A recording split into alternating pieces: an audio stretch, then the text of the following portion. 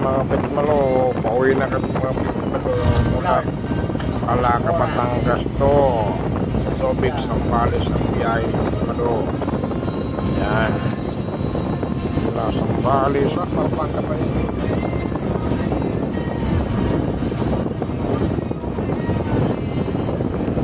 Sabi nga nung gabi kasama mo sa Malaysia, sa Indonesia, ang isang dalit pa nila, gusto mo maging pulis, gusto mo magbayad ka, ay $20,000. Magbayad mo sa gobyerno nila para maging pulis ka. Hindi ka tulad sa akin na mag-exam, mag-aaral ka. Sa kanila hindi. Sa gobyerno ng Indonesia, na Muslim, gusto mo maging pulis kahit ano ka, magbayad ka lamang, mauupo ka.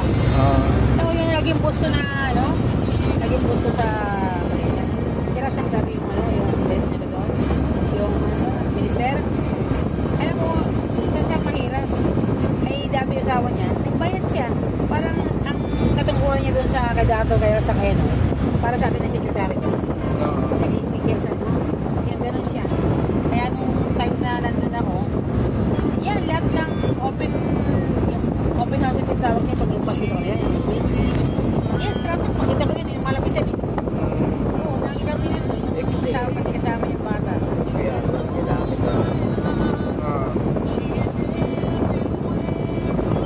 Tapos pag nakabayad na sila, Mga ba, $20,000 sa isa niya.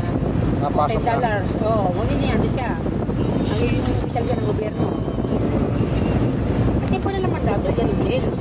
Gusto mo ikaw sumikat, ano ba, ikaw, mayaman pera ka, diba? Pera ka, kaya mo bayad ng $20,000 sa gobyerno ng Malaysia.